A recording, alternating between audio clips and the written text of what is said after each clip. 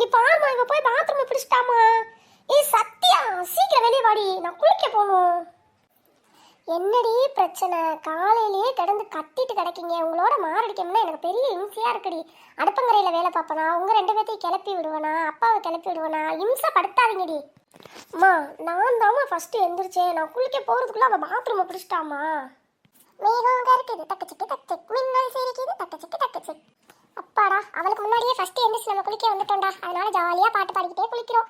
இல்லை இன்னைக்கு ஃபஸ்ட்டு பாத்ரூமை பிடிச்சிருப்பா. நம்ம காலேஜுக்கு லேட்டாக தான் போயிருப்போம். ஏமா பாருமே, அவளை உள்ளே இருந்து பாட்டு பாடிட்டு இருக்காம. சீக்கிரம் வாடி, நான் ஸ்கூலுக்கு கிளம்பணும், எனக்கு டைம் ஆச்சுடி. ஏ எம்மம்மா, காலையில் இவளுக்கு பஞ்சாயத்து பெரும் பஞ்சாயத்தாக இருக்கு. நான் குளிச்சு முடிச்சுட்டேன், நான் காலேஜுக்கு கிளம்ப போறேன். அடியே செவிட்ட பேத்து விடுவண்டி, பேசாம போறியா? என்ன முன்னாடி எந்திரிச்சு பாத்ரூமை பிடிச்சதும் இல்லாம பாட்டாம்ல முகரை பேத்து விடுவேன்.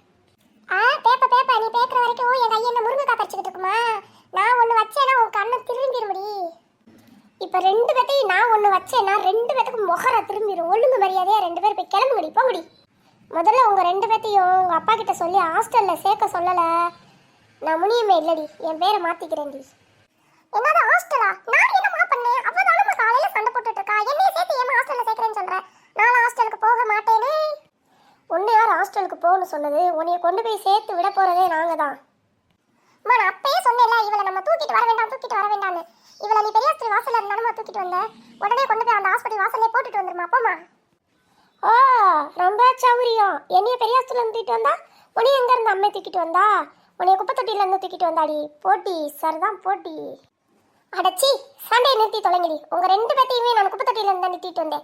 போய் கிளம்பி தொலைங்கடி, போங்கடி. ஒருத்தி காலேஜுக்கு ஒருத்தி ஸ்கூலுக்கு இப்போ கிளம்பல. ரெண்டு பேத்துக்கு விளக்குமாறு பிஞ்சிரும், போங்கடி. இந்த வீட்டில் மொத்தம் 4 ஃபேமிலி இருக்கும். எந்த ரூம்லையாவது சவுண்டு கேட்குதாடி? இந்த ரூமில் இருந்து தாண்டி சவுண்டு ஃபுல்லாக வெளியே கேட்குது. இப்போ ஒழுங்கு மரியாதையாக ரெண்டு பேர் கிளம்பல. ரெண்டு பேத்துக்கும் தோசை கரண்டி அடிதான்.